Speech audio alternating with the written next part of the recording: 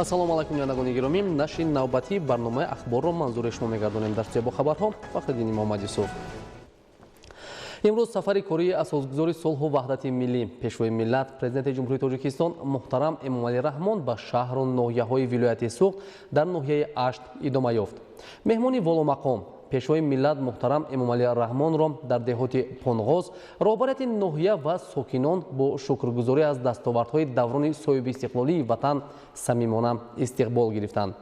нахуст роҳбари давлат дар деҳоти Понғоз бинои нави муассисаи таҳсилоти миёнаи умумӣ рақами 36-ро мавриди истифода қарор доданд. гузориши хабарнигорони мо аз ҷараёни ин маросим. 15 сентябр асосгузори сулҳу ваҳдати миллӣ, пешвои миллат, президенти ҷумҳурии Тоҷикистон муҳтарам Эмомалӣ Раҳмон дар доираи сафари корӣ дар шаҳру ноҳияҳои вилояти Суғд ба ноҳияи Ашт ташриф оварданд. меҳмони воломақом пешвои миллат муҳтарам Эмомалӣ Раҳмонро дар деҳоти Понғоз роҳбарияти ноҳия ва сокинон бо шукрона аз дастовардҳои даврони соҳибистиқлолии ватан самимӣ истиқбол гирифтанд. президенти мамлакат муҳтарам Эмомалӣ Раҳмон дар деҳоти Понғоз бинои нави муассисаи таҳсилоти миёнаи умумӣ рақами 36-ро мавриди истифода қарор доданд. бинои нави таълимӣ барои 1440 нафар хонанда дар Дубас пешбинӣ гардида, дар асоси дастуру ҳидоятҳои роҳбари маорифпарвари мамлакат сохта шуда, бо муосиртарин айёниятҳои таълимӣ таъмин мебошад. иншоот сеошона буда дар доираи омодагиҳо ба истиқболи ҷашни 30-солагии истиқлоли давлатии ҷумҳурии Тоҷикистон аз ҷониби бародарон соҳибкорон Мақсудҷоновҳо сохта шудааст.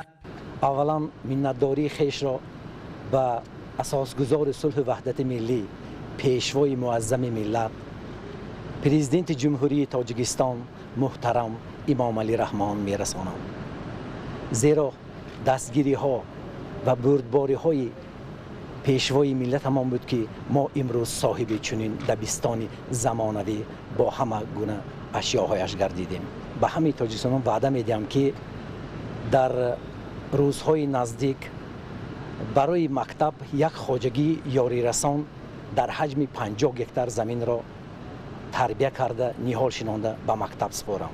боз имсол бо ҳамроҳии бародаронам Толибҷону Бахтиёр дар ноҳияи Ашт, ҷамоати деҳоти Ошоба, корхонаи истеҳсолии бо номи Агроаштро ташкил кардем, ки аз меваҳои ватанӣ бо тариқи қиём кардан қанд мебарорад.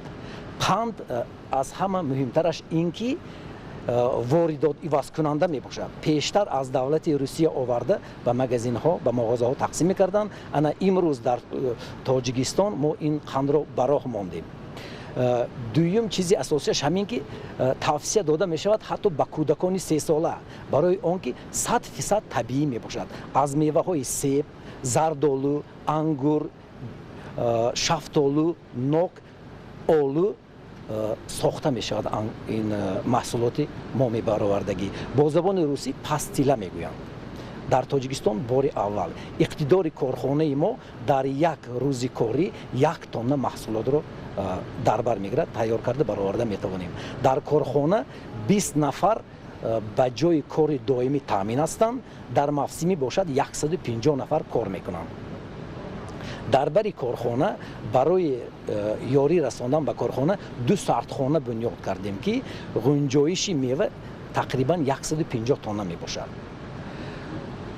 боз дар бари корхона таҷҳизоти мевахушкунӣ имсол ба истифода додем, ки дар моҳи тобистон дар ноҳияи Ашт, ки асосан зардолӣ мебошад, барои хушк кардан бениҳоят мо душворӣ мекашем.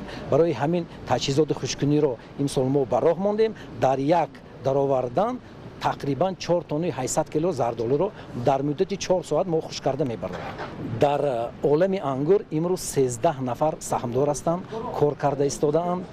дар Агроашт дар корхонаи истеҳсолӣ бошад 20 нафар ба ҷои кори доимӣ таъминанд. дар мавсим бошад 150 нафарро мо ба кор таъмин карда метавонем. дастури ҳидоятҳо ва дастгириҳои пайвастаи пешвои муаззами миллат Эмомалӣ Раҳмон дар самти самгузориҳои дар ободии ватан моро бетараф гузошта натавонист. از این لحاظ ما برادران مقصد جانب‌ها تصمیم گرفتیم که در دهه خود برای فرزندان و همدهگان خود یک مکتب زمانوی ساخته به استفاده دهیم. ما صاحبکاران از دستگیری‌های راهبر دولت الهام گرفته می‌خواهیم در آینده نیز این اقدام‌های سازندگی را ادامه دهیم. بنای قبلی مؤسسه تأسیسات میانه عمومی رقم 36 سالهای 60 عصر گذشته ساخته شده بود. در نوبت خود من وعده می‌دهم که در این مؤسسه خوانندگان بالایوقت وطنپرور خودشناس و خویشتن‌شناس را تربیت نموده برای اشتراک در المپیادهای هم جمهوری و بین المللی راهنمایی می‌سازیم. کارهای ساختمانی در بنای نو مؤسسه تأسیسات میانه عمومی رقم 36 ماه اپریل سال 2019 آغاز یافته بود و اینک در روزهای تجلیل از 29مین سالگرد استقلال دولتی جمهوری تاجیکستان همچون تحفه بی‌نظیر دولت و حکومت مملکت برای خوانندگان این دهات دوردست کشور مورد بهره برداری قرار گرفت. در مؤسسه تأسیسات میانه عمومی رقم 36 برای از بر نمودن تکنولوژی معاصر صنفخانه تکنولوژی اطلاعاتی با معاصرترین دستگاه‌های تعلیمی موجود میباشد. خرسندی آموزگاران و خوانندگان این درگاه علم و معرفت از آن بود که با دستگیری به واسطه پیشوای ملت و سهم صاحبکاران وطنی صاحب مکتب نو زمانوی شدند.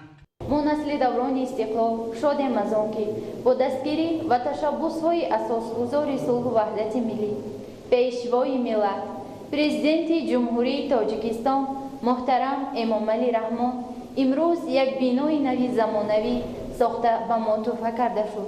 از این غمخواری و دستگیری‌های سرور دولتمان الهام گرفته کوشش می‌نماییم که با بهای خوب و اعلی و اخلاق نمونه تحصیل نماییم. وعده می‌دهیم که همچون شخصی وطندوست و خلق‌پرور به وایه رسیده در پیشرفت و ترقیات تاجیکستان عزیزمان سهمگذار باشیم.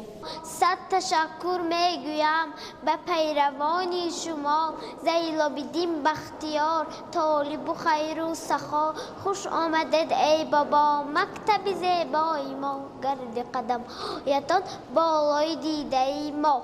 مساحت عمومی قطعه زمین مؤسسه 148 گکتار بوده. بنای تعلیمی در 928 متر مربع ساخته شده است. در تعلیمگاه برای علم آموزی خوانندگان معاصرترین شرایط فراهم آورده شده است. مکتب از 27 سینخانه از جمله آزمایشگاه فنی و تکنولوژی اطلاعاتی، 9 اتاق کاری، مجلسگاه برای 130 نفر، کتابخانه با 8000 ادبیات گوناگونی درسی و بدیعی، تالار خوانش با 30 جای و آشخانه عبارت می باشد. در همه سینخانه، اتاقهای کاری، راهرو و صحن بنای مؤسسه تعلیمی کامراهای نظارتی نصب شده است. بنای تعلیمگاه با سیستم گرمایدهی تامین گردیده است.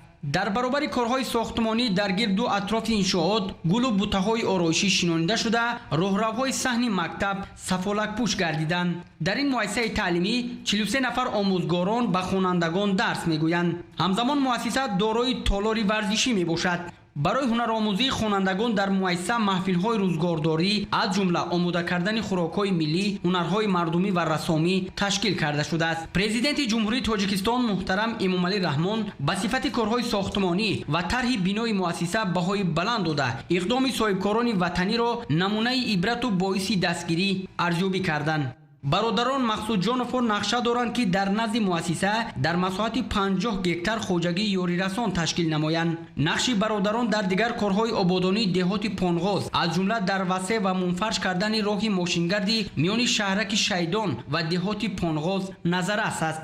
در نتیجه دستگیری و غمخوری‌های دولت و حکومت مملکت و تطبیق لایحه و برنامه‌های دولتی در تمام شهر و ناحیه‌های کشور تا به امروز صدها مؤسسه نوی تعلیمی بنیاد گردیده، تعمیر و به شرایط معاصر مطابق گردانیدن مؤسسه‌های تعلیمی موجوده با مرام ادامه دارد. امروز همچنین اساسگذار صلح و وحدت ملی پیشوای ملت پرزیدنت جمهوری تاجیکستان محترم امامعلی رحمان در مرکز ناحیه اشت شهرک شیدان میدان پرچم دولتی را به استفاده داده این رمز معرفی کننده دولت و ملت در عرصه بین المللی را پرافشان نمودند. раванди созандагиҳо барои истиқболи сазовор аз 30-солагии истиқлоли давлатии ҷумҳурии Тоҷикистон дар ноҳияи Ашт бо маром идома дорад ва ҷиҳати фароҳам овардани шароити арзандаи кору фаъолият барои сокинон тадбирҳои муҳим амалӣ карда мешаванд. асосгузори сулҳу ваҳдати миллӣ пешвои миллат президенти ҷумҳурии Тоҷикистон муҳтарам Эмомалӣ Раҳмон пас аз ифтитоҳи бинои нави муассисаи таҳсилоти миёнаи умумии рақами 36 дар деҳоти Понғоз ба маркази ноҳияи Ашт шаҳраки Шайдон ташриф оварданд. шаҳраки Шайдони ноҳияи Ашт дар давоми 29 соли истиқлоли давлатӣ дар доираи вусъати тадбирҳои ободонию созандагӣ бо пуштибонии ҳамаҷонибаи сокинонаш аз сиёсати бунёдкоронаи давлату ҳукумати ҷумҳурии Тоҷикистон хеле ободу зебо гардида сату сифати зиндагии мардум ба марҳилаи сифатан нав баромадааст. президенти ҷумҳурии Тоҷикистон муҳтарам Эмомалӣ Раҳмон дар маркази ноҳияи Ашт шаҳраки Шайдон майдони парчами давлатиро ба истифода дода дар он ин рамзи муаррификунандаи давлату миллат дар арсаи байналмилалиро парафшон намуданд.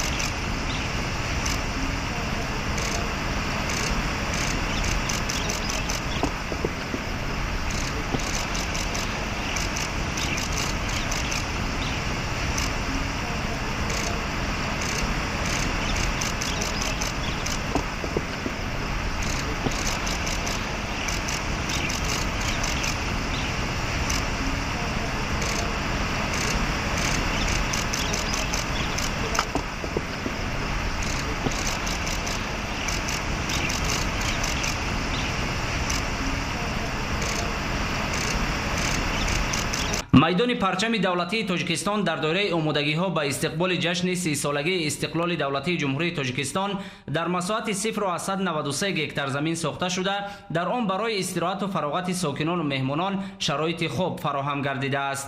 корҳои сохтмониро дар ин иншоот ҷамъияти дорои масъулияти маҳдуди Ашти Калон ба анҷом расондааст. قامت افروختن پرچم دولتی جمهوری تاجیکستان در مرکز ناحیه از شهرک شیدان باعث افتخار و سربلندی است، زیرا جوانان وقتی که از نزد این پرچم میگذرند حسیاتشان نسبت وطن، نسبت مهرشان نسبت پیشوای ملت باز هم بلند میگردد. ما از این تحفه بی‌نظیر پیشوای ملت اساسگزار صلح و وحدت ملی محترم امامعلی رحمان نهایت سربلندیم، روح بلندیم و آینده کوشش می نماییم که بهر آبادی وطن و کشور عزیز خود سهم خود را گذاریم. بلندی پایه پرچم دولتی تاجیکستان در شهرک شیدان در مجموع با ته‌کرسیش 52 متر را در بر میگیرد. متای پرچم 7 متر پهنایی و 14 متر درازی دارد. اطراف انشاءات گلکاری و سبزکاری کرده شده. زیاده از 20,000 گلهای رنگارنگ موسمی نزدیک 90 عدد نهال ارچم میدان پرچم دولتی تاجیکستان را زینت میبخشند. راهروهای میدان پرچم دولتی تاجیکستان در مساحت زیاده از 62 متر مربع سفالک پوش کرده شده. دو فواره زیبا برای استراحت و فراغت ساکنان و مهمانان بنیاد گردیده است. با مقصد تامین روشنایی در حدود میدان پرچم دولتی تاجیکستان زیاده از 40 عدد چراغک نصب گردیده شبانگاه به زیبایی موضع زینت میبخشند. فخر از آن میکنم که امروز محترم جناب عالی بر شهرک شیدان قدم مانده این چنین یک میدان زیبا را به افتتاح دادند. ما شکر استقلالیت، شکر چنین وطن آباد و زیبا میکنیم. فخر از آن میکنیم که در تاجیکستان زندگی میکنیم و عمر به سر برده ایستاده ایم. برای ما جوانان فخر از آن است که در شهرک ما چنین یک میدان زیبا به افتتاح داده ایستادند. 7 اختری تو به جان برابر باشد، کوهساری تو پر ز گنج و گوهر باشد. ای پرچم ملتم ایا پرچم دل، جای تو بلندی های کشور باشد. پرافشان گردیدن پرچم برای ما جوانان احساس افتخار دارد. دوام سالهای اخیر با مقصد ارجگذاری به مقدسات ملی و بلند برداشتن احساس خودشناسی و خودآگاهی ملی در ضمیر ساکنان کشور مخصوصا جوانان و نورسان در مرکز و دهات یک قطار شهر نویاهای مملکت پرچم دولتی تاجیکستان پرافشان کرده شده است. раванди созандагиҳо ҷиҳати истиқболи сазовор аз 3 солагии истиқлоли давлатии ҷумҳурии тоҷикистон дар ноҳияи Ашт бо маром идома дорад ва ҷиҳати фароҳам овардани шароити арзандаи кору фаъолият барои сокинон тадбирҳои муҳим амалӣ карда мешавад. дар ноҳияи Ашт барои дар сатҳи баланд таҷлил намудан аз ин ҷашни бузурги миллӣ бунёд таъмир ва навсозии зиёда аз 300 иншоот дар соҳаи гуногун ба нақша гирифта шудааст ки аллакай 237 адади он бо таъсиси ҷойҳои нави корӣ барои сокинон мавриди баҳрабардорӣ қарор гирифтаанд. ба истиқболи 30 солаги истиқлолияти давлати ҷумҳурии тоҷикистон то ҳол 237 иншоот ба истифода дода шуд ки айни ҳол 78%-ро ташкил медиҳад. сарвари давлат муҳтарам Эмомалӣ Раҳмон ифтитоҳи майдони парчами давлатии Тоҷикистон дар маркази ноҳияи Ашт шаҳраки Шайдонро барои сокинон махсусан ҷавонону наврасони ноҳия тӯҳфаи арзишманди давлату ҳукумати мамлакат маънидод намуданд.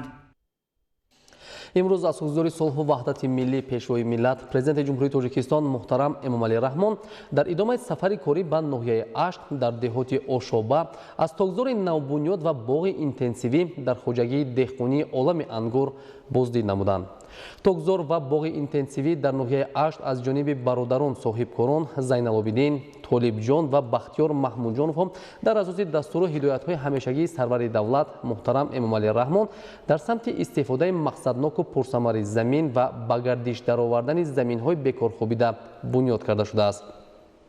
масоати боғи навбунёд дар маҷмӯъ 15 гектарро дар бар мегирад ва дар 3 гектари он 1500 адад ниҳоли бодоми нави аъло шиноида шудааст. дар умум теъдоди ниҳолҳои боғи нав 21 000 ададро ташкил медиҳад. ниҳолҳои тогро таъсисдиҳандагон аз хориҷи кишвар аз ҷумла давлатҳои Россия, Украина, Туркия ва Чин дар асоси тавсияи мутахассисони соҳа ворид карданд. аснои боздиди пешвои миллат муҳтарам Эмомалӣ Раҳмон аз ин боғи интенсивӣ иттилоъ дода шуд ки аллакай дар соли дуюм 15 намуди ниҳол нишон додааст ки ба иқлими минтақа мувофиқанд ва аз онҳо ҳосили зиёд ба даст овардан мумкин аст. дар соли равон аҳли хоҷагӣ аз як бех ток то 10 килограмм ва дар маҷмӯъ аз 10-5 тонна ҳосилро интизоранд. аз ин боғ нави ангури кишмиш ва тоифӣ ҷамъоварӣ ва ба бозор аллакай ворид карда шудааст. дар тогзори навбунёд зиёда аз 52 нави ангур аз ҷумла тоифӣ, ҳусайнӣ, кишмиши сиёҳ, шоҳона, эмир, ризомат ва ғайра парвариш меёбад ки аксаран содиротӣ мебошанд. обёрии боғи навбунёд бо усули қатрагӣ сурат мегирад ва бо ин мақсад чоҳи амудӣ кофта шудааст. бино ба гуфти боғпарварон ва мутахассисони соҳаи кишоварзӣ бунёди боғҳои интенсивӣ дар шароити имрӯза барои сарфаи об ва боло бурдани сифату ҳаҷми истеҳсоли маҳсулоти кишоварзӣ мусоидати фаъол мекунад. дар боғи нави интенсивӣ дар хоҷагии деҳқонии олами ангур 13 нафар бо ҷои кори доимӣ таъмин гардида зиёда аз 50 нафари дигар ба таври мавсимӣ ба кор ҷалб карда шуданд. ба сарвари давлат иттилоъ дода шуд ки наздики 100 ниҳоли павлония ки аз давлати Украина ворид карда шудааст ҳамчун таҷриба дар боғ парвариш меёбад. соҳибкорони ватанӣ дар оянда нақша доранд ки дар назди хоҷагӣ корхонаи коркарди маҳсулотро низ ба роҳ монанд ва бадин васила ҷойҳои кориро зиёд ва дар татбиқи ҳадафи чоруми миллӣ саноати кунунӣ бо суръати мамлакат саҳми назаррас гузоранд. асосгузори сулҳу ваҳдати миллӣ пешвои миллат президенти ҷумҳурии тоҷикистон муҳтарам Эмомалӣ Раҳмон дар доираи сафари корӣ дар ноҳияи Ашт аз намоишгоҳи маҳсулоти кишоварзӣ ва дастовардҳои ҳунармандон низ дидан намуданд. дар намоишгоҳ аҳли заҳмати ноҳия наздики 40 навъи маҳсулоти гуногуни кишоварзиро ки дар заминҳои ҳосилхезе дар ихтиёр дошта кишту парвариш мекунанд ба таври густурда муаррифӣ карданд. дар ноҳияи Ашт зиёда аз 6000 хоҷагии деҳқонӣ фаъолият дошта кишоварзон ҳаммасола бо истифодаи пурсамари ҳар қитъа замин ва тухмиҳои серҳосили зироат дар асоси маслиҳати мутахассисони соҳа маҳсулоти фаровон ба даст меоранд. дар намоишгоҳ беҳтарин навъҳои маҳсулоти кишоварзӣ аз ҷумла сабзавот, анвои гуногуни мева дар шакли тару хушк, полезӣ ва ғалладонагиҳо, лӯбиёгиҳо ки дар кишти тирамоҳию баҳорӣ бо истифода аз тухмиҳои аълосифат ва риояи қоидаҳои агротехникии замин кишту парвариш гардидааст ба таври васеъ муаррифӣ гардид. иттилоъ дода шуд ки соли равон дар ҳамаи шаклҳои хоҷагидории ноҳияи Ашт зиёда аз 5400 тонна ғалладона, 3690 тонна картошка, 5277 тонна сабзавот, 26656 тонна мева истеҳсол карда шудааст ки дар муқоиса бо ҳамин давраи соли 2019 зиёд мебошад. сарвари давлат муҳтарам Эмомалӣ Раҳмон зимни боздид аз гӯшаи намоиши анвои гуногуни зардолӯи хушки боғпарварон ҷиҳати истифодаи пурсамар аз имконоти мавҷуда дар ин самт роҳандозии усулҳои муосири бандубасти он ва содирот ба хориҷи кишвар ба масъулон дастуру ҳидоятҳо доданд.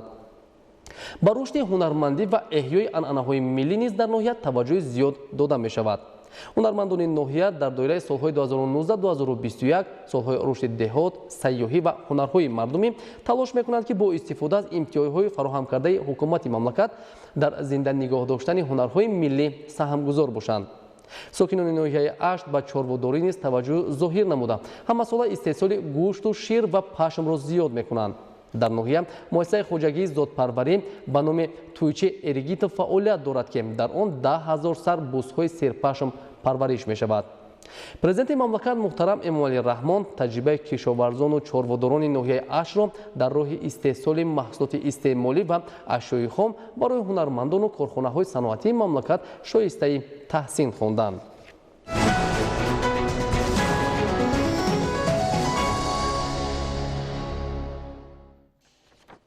асосгузори сулҳу ваҳдати миллӣ, пешвои миллат, президенти ҷумҳурии Тоҷикистон муҳтарам Эмомалӣ Раҳмон дар деҳоти Ошобаи ноҳияи Ашти вилояти Суғд корхонаи истеҳсолии ҷамъияти дорои маҳсулияти маҳдуди Агроашт ва 2 сардхонаи навбунёдро ки бо саҳми соҳибкори ватанӣ Бахтиёр Мақсудҷонов сохта шудааст, мавриди истифода қарор доданд. 15 сентябр асосгузори сулҳу ваҳдати миллӣ, пешвои миллат, президенти ҷумҳурии Тоҷикистон муҳтарам Эмомалӣ Раҳмон дар деҳоти Ошобаи ноҳияи Ашти вилояти Суғд корхонаи истеҳсолии ҷамъияти дорои масъулияти маҳдуди Агроашт ва 2 сардхонаи навбунёдро ки бо саҳми соҳибкори ватанӣ Бахтиёр Мақсудҷонов сохта шудааст, мавриди истифода қарор доданд. нахуст пешвои муаззами миллат дар маросими ба фаъолият пардохтани корхонаи навтаъсис ки самти фаъолияти он ба истеҳсоли маҳсулоти қаннодӣ аз 2 навъи мева, тар ва хушк равона шудааст, ширкат варзиданд. корхонаи истеҳсолии Агроашт дар паҳлӯи сардхона таъсис дода шуда беш аз 10 намуди маҳсулоти қаннодӣ аз қабили қиёми зардолу, олу, ангур, каду, нок, себи биҳӣ, анҷир ва ғайра истеҳсол мекунад. мутобиқи маълумот дар рафти истеҳсолот ягон маҳлули кимиёвӣ истифода намегардад ва он ҳамчун маҳсулоти аз лиҳози экологӣ тозаву безарар ҳатто ба кӯдакони аз синни 3 сола боло низ тавсия дода мешавад. коргоҳи мазкур ҷиҳати амалӣ намудани дастуру супоришҳои сарвари давлат аз паёми солонаашон ба Маҷлиси олии мамлакат доир ба эълон гардидани саноатикунонии босуръати кишвар ҳамчун ҳадафи 4-уми миллӣ таъсис дода шуда дар таъмини ҷойҳои нави корӣ, истеҳсол ва содироти маҳсулоти рақобатпазири ватанӣ ба кишварҳои хориҷа мусоидат менамояд. ба пешвои муаззами миллат муҳтарам Эмомалӣ Раҳмон маълумот дода шуд ки ҳоло дар коргоҳи мазкур беш аз 20 нафар бо кор ва маоши хуб таъмин буда дар вақти корҳои мавсимӣ шумораи онҳо то ба 150 нафар расонида мешавад. иқтидори истеҳсолии коргоҳи мазкур дар як шабонарӯз аз 5 то 6 тонна меваи тарро дар бар гирифта техникаву таҷҳизоти зарурӣ маҳз барои истеҳсоли чунин маҳсулот бо дархост ва маслиҳати худи соҳибкорони ватанӣ дар ҷумҳурии мардумии Чин сохта ва ба кишвар дастрас карда шудааст. дар ин корхонаи замонавӣ истеҳсоли қиёми мевагиҳо дар 9 марҳила сурат гирифта дар қутиҳои коғазин бо шакл ва андозаҳои гуногун бандобаст мегардад. раванди истеҳсолот бошад тариқи компютер идора мешавад. мутобиқи маълумот корхонаи Агроашт дар Осиёи марказӣ ягона корхонае ба шумор меравад ки аз меваҷоти тару тоза ва хушк маҳсулоти қаннодӣ истеҳсол менамояд. ин корхона дар талаф наёфтани меваҷот саҳм мегузорад, зеро дар он баробари себҳои аввалин дараҷа ҳамзамон себҳои дуюмин дараҷа аз худи хоҷагӣ ва аҳолӣ дастрас карда шуда мавриди коркард қарор мегирад.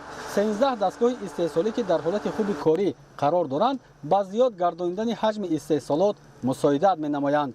масъулин нақша доранд ки бо зиёд намудани ҳаҷми истеҳсолот содироти маҳсулоти қаннодии қиёмро аз мевагиҳо бо тамғаи истеҳсоли Тоҷикистон ба давлатҳои хориҷа аз ҷумла дар навбати аввал ба Федератсияи Россия ва Ҷумҳурии Қазоқистон ба роҳ монанд. соли 2019 сарвари давлат ба роҳбарияти корхонаи Агроашт дастур дода буданд ки барои аз талафёбӣ эмин нигоҳ доштан ва ба муҳлатҳои дуру дароз захира намудани мева дар назди хоҷагӣ сардхона бунёд намоянд. инак ин супориши роҳбари давлат то ҷашни 29-умин солгарди истиқлоли давлатӣ иҷро карда шуд. ду сардхонае ки бо дарозии 6 ба 18 ва 12 ба 18 метр сохта шудаанд, имкони ғунҷоиши то 150 тонна меваҷотро доранд ва баҳри захираи маҳсулоти кишоварзӣ бисёр мувофиқ мебошанд.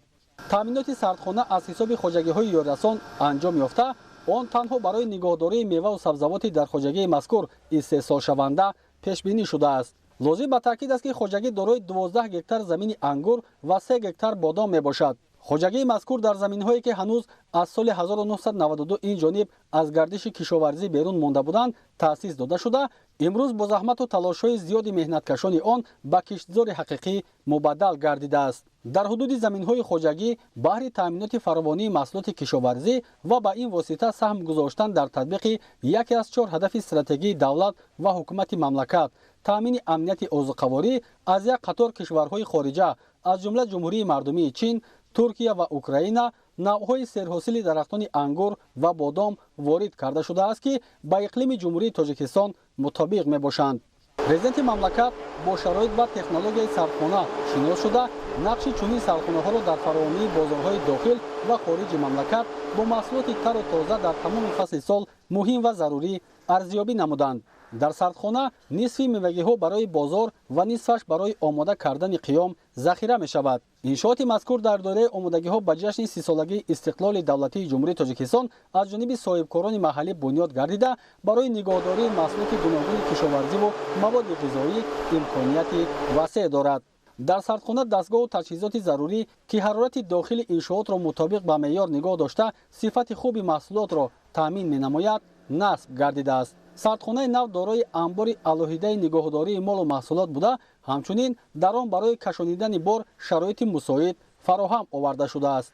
طبق نقشه در آینده اقتدار سردخانه به 200 تن رسانیده شده.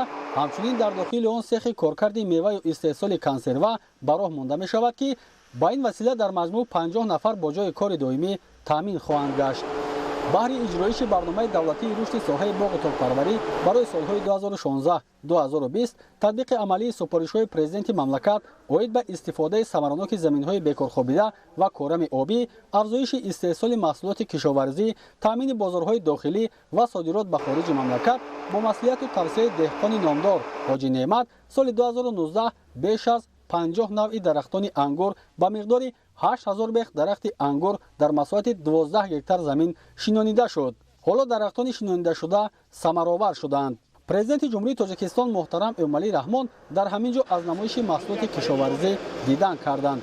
در نمایشگاه اصلا مال و محصولاتی که امکانیت نگاهبین آنها در سردخانه موجود است منظور کرده شد. از جمله نوع‌های گوناگون میوه خشک، 3 نوع مویز، چهارمغز، بادام، 6 نوع زردآلوی خشک و دیگر نامگوی محصولات که در شکل و اندازه‌های گوناگون آماده کرده شدند به معرض گذاشته شدند. در صحن حولی کارگاه مذکور تجهیزات زودخشک‌کننده میوه وصل و نصب گردیده است که آن هم به صفت محصولات و هم به سرعت استحصالات مساعدت فعال می‌نماید. این دستگاه امکان دارد که میوه تر را در مدت 8 ساعت خشک نموده صفت آن را 2 مرتبه بلند بردارد. با اندیشه مسئولین اگر سالهای قبلی برای خشک نمودن میوه‌جات طریق آفتاب تا 6 روز صرف میشد، حالا این دستگاه کار آنها را به مراتب آسان گردانیده است. خرسندی آور است که صاحبکاران با ننگ و ناموس وطن در دایره دستگیری‌های همه‌جانبه پرزیدنت جمهوری تاجیکستان محترم امومالی رحمان چنین اقدام‌های سازنده را روی دست گرفته بهر عملی گردیدن هدف‌های سازنده رهبریت عالی دولت و حکومت مملکت سهمی با سزای خود را می‌گذارند.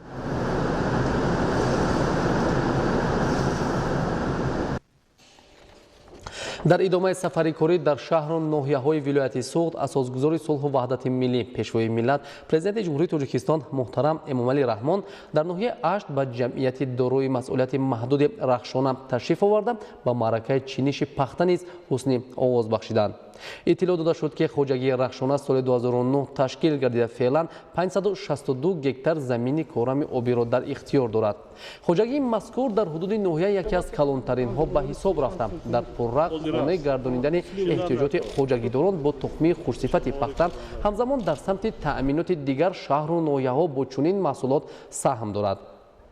шумораи кормандони он 450 нафарро дар бар мегирад. Имсол Хоҷагӣ дар масоҳати 301 гектар кишти пунбадона гузаронидааст ки бо риояи меъёрҳои агротехникӣ ва нигоҳубини хуби майдони кишт айни ҳол ҳосили интизорӣ 35 центнерӣ муайян шудааст. дар Хоҷагӣ асосан навъи пахтаи дӯстии 1, флеш, инша 2 парвариш карда мешавад ки ба иқлим ва боду ҳавои минтақа мусоид мебошад. аз ҳисоби кишти пахта Хоҷагӣ ҳамасола фоидаи хуб ба даст меорад. ҳамчунин дар майдони боқимондаи киштшаванда дигар навъи маҳсулоти кишоварзӣ дар масоҳати 140 гектар гандум, 60 гектар юнушқа, 21 гектар маккаи дон ва 40 гектар боғҳои нави ҳархела парвариш карда мешавад. аҳли заҳмат дар доираи дастуру супоришҳои сарвари давлат ва ҳукумати мамлакат ҳар порча заминро самаранок истифода бурда барои рӯёнидани якчанд ҳосил тадбирҳои судмандро амалӣ менамоянд. тибқи нақша бояд имсол дар масоҳати 150 гектар замин гандуми тирамоҳӣ киш шавад. дар қисми боқимондаи заминҳои дар ихтиёр дошта кишоварзон ҷувори макка корида ҳамчунин ба масъалаи парваришу ҷамъоварии хӯроки чорво низ диққати аввалин дараҷа медиҳанд. зимни боздид иттилоъ дода шуд ки Хоҷагӣ дорои фермаи хурди чорвопарварӣ буда талаботи худро бо хӯроки чорво қонеъ мекунад ва ҳамасола хӯроки чорворо ба фурӯш низ мебарорад. пешвои муаззами миллат аснои шиносоӣ бо фаъолияти Хоҷагии рахшона ва рафти чиниши ҳосили имсолаи пахта таъкид доштанд ки бо истифода аз обу ҳавои мусоиди имсола ва истифода аз ҳама имкониятҳои мавҷуда баҳри беталаф ҷамъоварӣ намудани ҳосили пахта кӯшиши ҳамаҷониба ба харҷ диҳанд. Президенти мамлакат муҳтарам Эмомалӣ Раҳмон зимни боздид масъулонро вазифадор намуданд ки бо истифода аз тухмиҳои хушсифат ва мутобиқ ба иқлими кишвар кишти такрориро вусъат бахшанд, зеро тухмии хушсифат омили асосии ба даст овардани ҳосили хуб буда ба ин васила метавон маҳсулнокии заминро низ баланд бардошт. бо мақсади коркард ва истеҳсоли маҳсулоти хушсифати шири худӣ соли 2019 дар назди Хоҷагӣ сехи коркарди шир таъсис дода шуд ки айни замон қаймоқ, ҷурғот ва равғани зард истеҳсол менамояд. тибқи маълумот аз ҳосили пахтаи соли гузашта ба миқдори 800 тонна тухмӣ гирифта шуд. ба ғайр аз ин ҳамасола хоҷагидорон ба дигар кишоварзони шаҳру ноҳияҳои вилоят тухмии хушсифат дастрас намуда дар татбиқи барномаи давлатии рушди соҳаи тухмипарварӣ барои солҳои 2016-2020 саҳми арзанда мегузоранд. Президенти Ҷумҳурии Тоҷикистон муҳтарам Эмомалӣ Раҳмон ба аҳли заҳмати Хоҷагии мазкур ҷиҳати истифодаи самараноки замин, рӯёндани чанд ҳосил ва вусъат додани ҷамъоварии маҳсулоти барвақтӣ дастуру маслиҳатҳои муфид доданд. асосгузори сулҳу ваҳдати миллӣ пешвои миллат президенти ҷумҳурии Тоҷикистон муҳтарам Эмомалӣ Раҳмон дар ҷамъияти дорои масъулияти маҳдуди рахшонаи ноҳияи Ашт ҳафзи моҳи парвариро мавриди истифода қарор доданд. дар ҷумҳурии Тоҷикистон бо ташаббуси бевосита президенти мамлакат барномаи давлатии рушди соҳаи моҳипарварӣ қабул ва дар амал татбиқ карда мешавад. гузориш дар ин хусус. дар ноҳияи Ашт асосгузори сулҳу ваҳдати миллӣ пешвои миллат президенти ҷумҳурии Тоҷикистон муҳтарам Эмомалӣ Раҳмон ҳавзи моҳипарвариро дар ҷамъияти дорои масъулияти маҳдуди рахшона мавриди истифода қарор доданд. баъди ифтитоҳи ҳавзҳо дар ҳамин ҷо президенти ҷумҳурии Тоҷикистон муҳтарам Эмомалӣ Раҳмон барои бунёди сардхона, сехи консерваи моҳӣ, сехи ғизои моҳӣ ва сехи инкубатсия санги асос гузоштанд. масоҳати қитъаи замини Хоҷагӣ 76.6 гектар, шумораи ҳавзҳо 22 адад ва масоҳати ҳавзҳои моҳипарварӣ 44.54 гектар мебошад. ғунҷоиши ҳавзҳо дар 1 гектар 2500 моҳӣ ва дар ҳамаи ҳавзҳо 101.8 моҳӣ мебошад.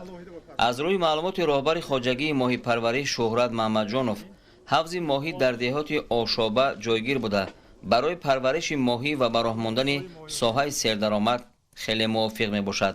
ман директори ҷдмм рахшонаи ноҳияи Ашт мебошам. ман шукр азо мекунам ки ба ҷамъияти мо, ба ҳавзои моҳипарварии мо, ба киштои пахтаи мо муҳтарам ҷаноби олӣ пешвои муаззами миллат асосгузори сулҳу ваҳдати миллӣ муҳтарам Эмомалӣ Раҳмон барои аз назаргузаронӣ ташриф оварданд. муҳтарам ҷаноби олӣ ба мо ҳамин шароитҳоро фароҳам овардаанд ки аз тарафи мо фақат ба халқу ватани азизамон содиқона хизмат кардан асту баст. ба мо имтиёзҳои бисёр доданд, 6 намуди андози моҳӣ озод карданд ва мо бояд аз ин имконият истифода бурда ҳосилнокии моҳиро дар сатҳи баланд расонем. ман каримов ғафурҷон набиевич ходими калони илмии академияи миллии илмҳои ҷумҳурии тоҷикистон моҳишинос. ман бо боварии комил гуфтанӣ ҳастам ки маконе ки мо ҳозир дар инҷо дида истодем ба бӯстон мубаддал шудааст. солҳои пеш ин заминҳои тамоман барои хоҷагии қишлоқ, барои зироат кардани хоҷагии қишлоқ нобоб ҷо буд. имрӯз мо соли сеюм аст ки хоҷагии рахшона ин ҷойҳоро аз худ карда мана дида истодед ки 21 то кӯлҳои моҳипарварӣ сохта барои хизмат расондан, барои парвариши моҳӣ ва ба мардум дастрас кардан хизмат карда истоданд.